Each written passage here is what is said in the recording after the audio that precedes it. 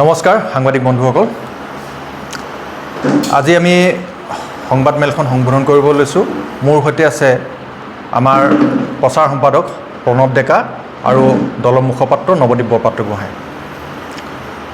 আজি আমি এটা বিশেষ পৰিস্থিতিত এই সংবাদ মেলখন সম্বোধন কৰিব লৈছোঁ। আমি সকলোৱে দেখিছোঁ উজনি অসমৰ চৰাইদেউ, শিৱসাগৰ, যোৰহাট আৰু শেহতীয়াকৈ গোলাঘাট জিলাত যি সংসাৰী ৰূপ লৈছে বানে, তাৰ ওপৰতে আজি আমি সংবাদ মেলখন সম্বোধন কৰিব লৈছোঁ আপোনালোকৰ আগত। দুটামান কথা ক'ম বুলি আজি আহিছোঁ। প্ৰথমতে ক'ব বিচাৰিছোঁ, সম্পদ যেতিয়া ওলায় দেশত বা ৰাজ্যত, যেতিয়া কয়লা ওলায়, তেল ওলায়, যিকোনো খনিজ সম্পদ ওলায়, প্ৰাকৃতিক সম্পদ ওলায়, তেতিয়া কিন্তু সম্পদৰ ওপৰত অধিকাৰ সাব্যস্ত কৰিবলৈ ৰাষ্ট্ৰ আহি যায়। সম্পদবিলাক ৰাষ্ট্ৰৰ হয়, কিন্তু যেতিয়া বিপদ আহে, সেই ৰাষ্ট্ৰৰে নাগৰিকসকলৰ জীৱনলৈ যেতিয়া বিপদ নামি আহে, সেই ৰাষ্ট্ৰৰ নাগৰিকসকলৰ যেতিয়া বিপদত পৰি থাকে, তেতিয়া কিন্তু বিপদত ৰাষ্ট্ৰই আমাক এৰা দিয়ে। এতিয়া প্ৰশ্ন হৈছে, সম্পদবোৰ যদি ৰাষ্ট্ৰৰ হয়, তেনেহ'লে বিপদবোৰ কেৱল জনতাৰ কিয়? আজি 10 দিন হ'ল। এই 10 দিনৰ পাছতো দেশৰ প্ৰধানমন্ত্ৰী, দেশৰ গৃহমন্ত্ৰী বা এটা কেন্দ্ৰীয় মন্ত্ৰীৰ দলো অসমত আহি উপস্থিত হোৱাহি নাই। অসমত কি হৈ আছে, অসমৰ চৰাইদেউ জিলাত কি হৈছে, শিৱসাগৰ জিলাত কি হৈছে বা যোৰহাট জিলাত কি হৈছে, তাক লৈ তেওঁলোকৰ কোনো মতলব নাই বুলি ক'ব লাগিব। আমি দেখা পাইছোঁ বিজেপি দলৰ অসমৰ যিকেইজন সাংসদ আছে, তেওঁলোকে প্ৰধানমন্ত্ৰীক গামোচা পিন্ধাইছে, লগ কৰিছে, কথা পাতিছে, তেওঁলোকৰ মেৰুদণ্ডটো এনেকৈ মেৰুদণ্ড বেকা কৰি নমস্কাৰ কৰি প্ৰধানমন্ত্ৰীৰ লগত কথা পাতিছে। এই সময়ত ৰাজ্যৰ সাংসদ হিচাপে, ৰাজ্যৰ সাংসদ হিচাপে, প্ৰতিনিধি হিচাপে, জনপ্ৰতিনিধি হিচাপে তেওঁলোকৰ লগতে মুখ্যমন্ত্ৰীজনৰ কৰ্তব্যটোৰ দায়িত্বটো কি হ'ব লাগিছিল, সেয়া কিন্তু আমি একেবাৰে দেখা পোৱা নাই। এই সময়খিনিত অসম বিধানসভাৰ যি অধিৱেশন চলি আছিল, সেই অধিৱেশনো বন্ধ নকৰি তেওঁলোকে নিজৰ অধিৱেশন চলাই ৰাখিলে। আৰু শেষত যেতিয়া জনতাই মাত মাতিব ধৰিলে, তেওঁলোকে বিধানসভা অধিৱেশন শেষ হোৱাৰ দুদিন আগত অধিৱেশন শেষ কৰাৰ এখন নাটকহে কৰি দেখালে। এই নিৰ্বাচনৰ আগত যে প্ৰধানমন্ত্ৰী, গৃহমন্ত্ৰীকে আদি কৰি ডাঙৰ ডাঙৰ নেতাবিলাকৰ যে অসমলৈ সোঁত বয়, এতিয়া তেওঁলোক নাহে কিয়? তেওঁলোক নিমাত কিয়? এই যে আজি 10 দিন হৈ যোৱাৰ পাছতো 3খনকৈ জিলাত বানাক্ৰান্তই ককবকাই আছে। এবটল পানীৰ কাৰণে, এমুঠি অন্নৰ কাৰণে, এসাঁজ খাবৰ কাৰণে, এযোৰ কাপোৰৰ কাৰণে হাহাকাৰ কৰিব লগা পৰিস্থিতি হৈছে। পৰ্যায় এনেকুৱা পাইছে যে পুৰুষে মহিলাৰ কাপোৰ পিন্ধিব লগা হৈছে। আমি সকলোৱে দেখিছোঁ, আপোনালোক সাংবাদিক বন্ধুসকলেও দেখিছে। ইমান এটা বেয়া পৰিস্থিতিত, এনেকুৱা এটা অভাৱনীয় পৰিস্থিতিত কিন্তু দেশৰ প্ৰধানমন্ত্ৰীজন নিমাত, নিশ্চুপ। যিজন গৃহমন্ত্ৰীয়ে 50টা সৰোবৰ খান্দি, 50টা পুখুৰী খান্দি অসমৰ বানপানী সমস্যা চিৰদিনৰ কাৰণে সমাধান কৰি দিম বুলি কৈছিলে, সেই গৃহমন্ত্ৰীজন নিমাত। তেওঁৰ কোনো মাত নাই, আমি দেখা নাই। তেওঁকতো দেখা নাই, এই বিষয়ে কোনো মাত মতাও শুনা নাই। বিপদবোৰ যেতিয়া অসমলৈ আহে, তেতিয়া দিল্লীখন দূৰ হৈ যায় আমাৰ কাৰণে। যেতিয়া বিপদে অসমত আহে, যিকোনো বিপদ আহে, প্ৰাকৃতিক দুৰ্যোগ আহে, প্ৰলয় আহে, যিকোনো বিপদ আহে, তেতিয়া দিল্লীখন কিন্তু আমাৰ পৰা দূৰ হৈ যায়। আৰু নিৰ্বাচনৰ সময়ত দিল্লীখন আমাৰ কাৰণে ওচৰ হৈ যায়। এইটো কেনেকুৱা কথা? যদি সম্পদবোৰ ৰাষ্ট্ৰই ল'বলৈ হয়, তেনেহ'লে বিপদবোৰ ৰাষ্ট্ৰই ল'ব লাগিব। এই সময়খিনিত আমি দাবী উত্থাপন কৰি আহিছোঁ যে এই বৰ্তমান যিটো প্ৰলয় হ'ল, মহাপ্ৰলয়, এই 3খনকৈ জিলাত যিটো মহাপ্ৰলয় হ'ল, এই মহাপ্ৰলয়টোক ৰাষ্ট্ৰীয় দুৰ্যোগ হিচাপে তেওঁলোকে ঘোষণা কৰিব লাগে আৰু সেই অনুপাতে সাহায্যৰ এটা পেকেজ তেওঁলোকে ঘোষণা কৰিব লাগে। এই ক্ষেত্ৰত কেন্দ্ৰ সম্পূৰ্ণৰূপে নিমাত। আৰু মুখ্যমন্ত্ৰীজনে কি কৰিছে?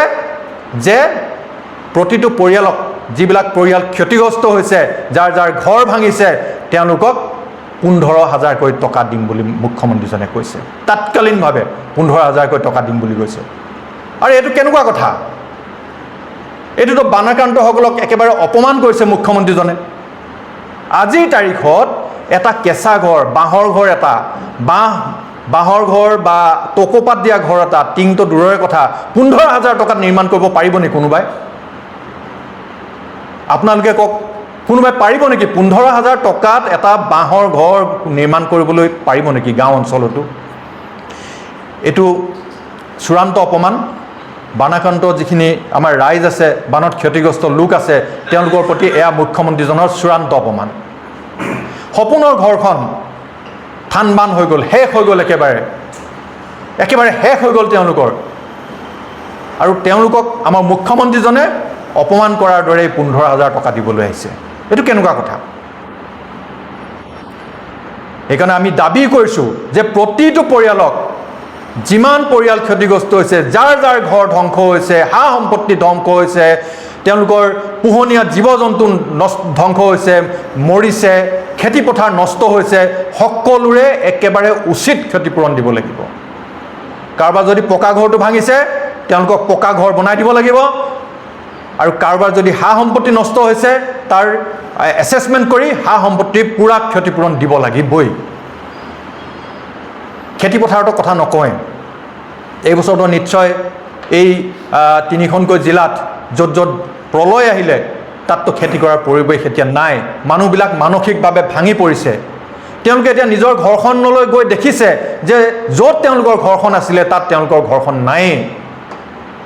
কেঁচা ঘৰবিলাক সম্পূৰ্ণ ভাঙি পৰিছে, থাকিব পৰা কোনো পৰিৱেশেই নাই, মাটিৰ লগত মিহলি হৈ গৈছে। আৰু যিবিলাক বাকী আছেগৈ, পকা ঘৰকে আদি কৰি যিবিলাক ঘৰ বাকী আছে, তাত 2 ফুট 3 ফুটকৈ পলস পৰিছে, আৱৰ্জনাই ভৰ্তি হৈ গৈছে।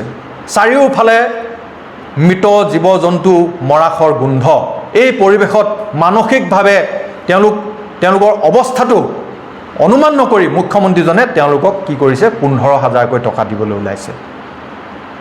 আৰু অৰুণোদয়ৰ কথা তেওঁ কৈছে, 1250 টকাৰ জেগাত এইবাৰ 2500 টকাকৈ তেওঁলোকে দিম বুলি কৈছে। 2500 টকা কি? তেওঁলোকেতো 3,000 টকাকৈ দিয়া কথা আছিলে। সেই 3,000 টকাকৈ মই অৰুণোদয়ৰ কথা নকওঁ আৰু, এইটো কৈ লাজ লাগিব লাগিছিলে মুখ্যমন্ত্ৰীজনৰ যে এনেকুৱা ধৰণৰ কথা ক'বলৈ। মুখ্যমন্ত্ৰীজনে আজিৰ তাৰিখত লাজ পাব লাগিছিলে এইখিনি কাম কৰিবলৈ। তেওঁ ক্ষয় ক্ষতিৰ পূৰ্বানুমান নকৰাকৈ, কেনে ধৰণৰ ক্ষয় ক্ষতি হৈছে এইটো নোহোৱাকৈ 15,000 টকা দিয়াৰ যিটো ঘোষণা কৰিছে, এইটো কৰিবলৈ তেওঁ আজিৰ তাৰিখত লাজ পাব লাগিছিল মুখ্যমন্ত্ৰীজনে। এতিয়া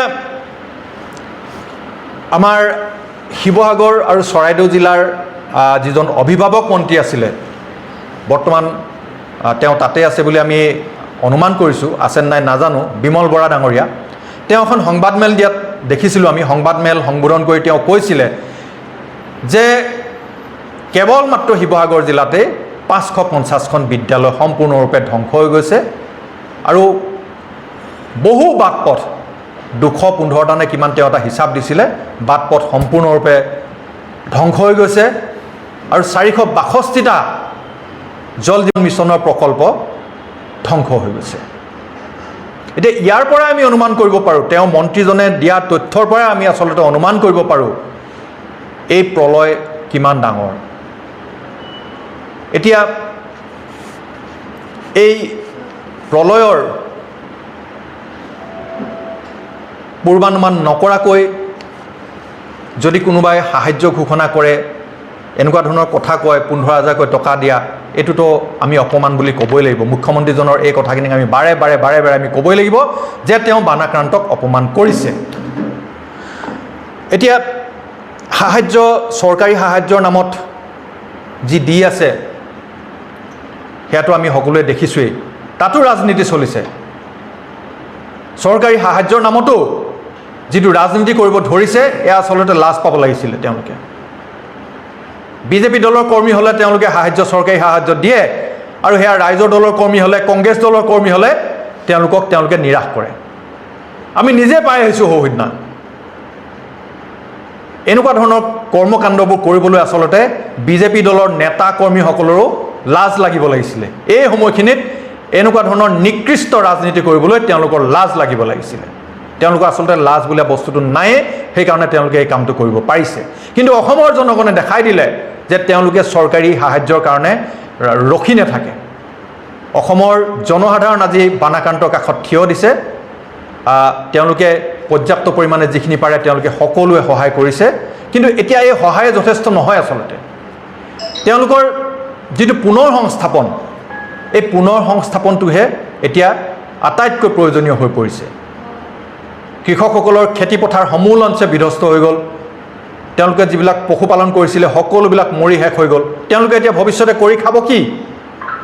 এই কথাখিনিহে আচলতে এতিয়া চিন্তা কৰিব লাগে। আৰু তেওঁলোকক কেনেকৈ সংস্থাপিত কৰা যায়, তেওঁলোকৰ ঘৰখন কেনেকৈ সাজি দিয়া যায়, তেওঁলোকৰ জীৱিকা কেনেকৈ আকৌ আগৰ পৰ্যায়লৈ অনা যায়, এইখিনি কথাহে আচলতে কৰিবলৈ চৰকাৰখনৰ এতিয়া একেবাৰে প্ৰাথমিক দায়িত্ব বুলি আমি ভাবোঁ। এতিয়া পশুপালন বিভাগটোৰ দায়িত্ব হ'ব লাগে, কৰ্তব্য হ'ব লাগে যে যিমান সংখ্যক পশুপালক বা কৃষকৰ এই গাহৰি, গৰু বা ছাগলী, হাঁহ, কুকুৰা এই মহাপ্ৰলয়টোত শেষ হৈ গ'ল, তেওঁলোকক আকৌ সহায় কৰি তেওঁলোকক জীৱিকাৰ এটা পথ দেখাই দিয়া। ঠিক তেনেকৈ কৃষি বিভাগটোৱে খেতি কৰিব পৰাকৈ পথাৰ ডৰা উপযুক্ত কৰি তোলা আৰু তাৰ বাবে খেতি কৰিবৰ বাবে উপযুক্ত কঠীয়াৰ যোগান ধৰাটো তেওঁলোকৰ দায়িত্ব আৰু প্ৰাৰম্ভিক কৰ্তব্য হ'ব লাগে। এতিয়া ইয়াৰ লগে লগে অলপ আগতে দেখা পালোঁ,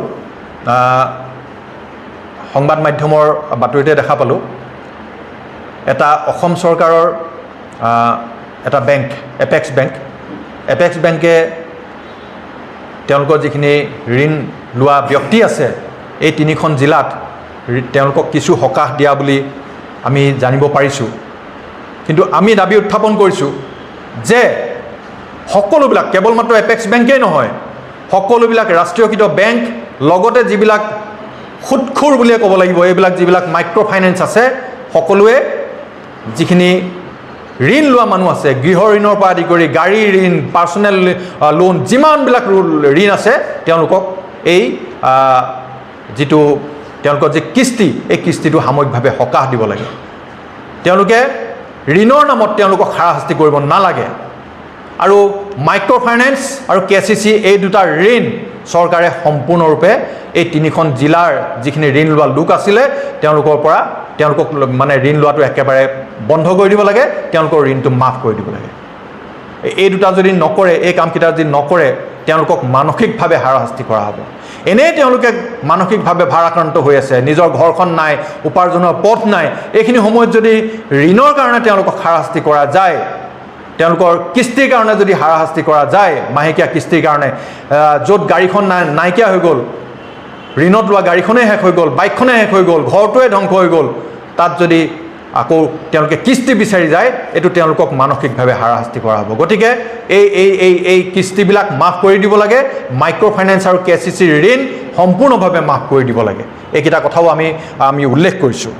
এতিয়া ইয়াৰ লগতে আৰু এটা কথা আমি ক'বই লাগিব, এই দুৰ্যোগটো যিটো মহাপ্ৰলয় নামি আহিলে, প্ৰাৰম্ভিক পৰ্যায়ত মুখ্যমন্ত্ৰীজনে কোৱা আমি দেখিছিলোঁ যে এয়া ডাৱৰ বিস্ফোৰণৰ ফলত হৈছে বুলি কৈছিলে, ক্লাউড ব্ৰাষ্ট। কিন্তু পিছতে IMDয়ে ক'লে যে আচলতে এয়া ক্লাউড ব্ৰাষ্ট নহয়, তাত কোনো ক্লাউড ব্ৰাষ্ট হোৱা নাছিলে বুলি কৈছে। এতিয়া ইয়াৰ আঁৰত, এই মহাপ্ৰলয়টোৰ আঁৰত আচলতে কি ঘটনা আছিলে, এই ঘটনাটোৰ কিন্তু একেবাৰে তদন্ত হ'ব লাগে, উচিত তদন্ত হ'ব লাগে, যাৰ বাবে উজনি অসমৰ 3খন জিলা সম্পূৰ্ণৰূপে বিধ্বস্ত হৈ গ'ল, লাখ লাখ মানুহৰ জীৱনলৈ অমানিশা নামি আহিল, অন্ধকাৰ নামি আহিল। ইয়াৰ এটা উচিত তদন্ত আমি দাবী উত্থাপন কৰিছোঁ। এতিয়া প্ৰশ্ন উঠিছে, ইয়াৰ আঁৰত আচলতে কি আছিলে? বহু অভিযোগ উত্থাপন হৈছে যে ইয়াৰ আঁৰত আচলতে অবাধ কয়লা খনন, অবাধ শিল খনন এইটো আছিলে বুলি কৈছে। এইটো আচলতে কিমান দূৰ সত্য, ইয়াৰ আঁৰত আচলতে কোন কোন ব্যক্তিসকল লুকাই আছিলে, কেইবাজনো মন্ত্ৰী বিধায়কৰ নাম অভিযোগ আহিছে, অভিযোগৰ আঙুলি আহিছে কেইবাজন উজনি অসমৰ মন্ত্ৰী বিধায়কলৈ।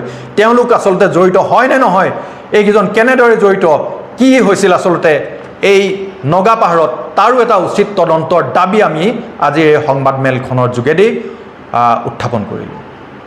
আৰু এইখিনিতে অসমৰ ৰাইজে যি সহায় সহযোগ আগবঢ়াইছে আমিও লাভ কৰিছোঁ, আমাৰ দলেও বহুখিনি সহায় সহযোগ লাভ কৰিছে, যি ধৰণে আৰ্তজনৰ কাষলৈ যাবলৈ আমাক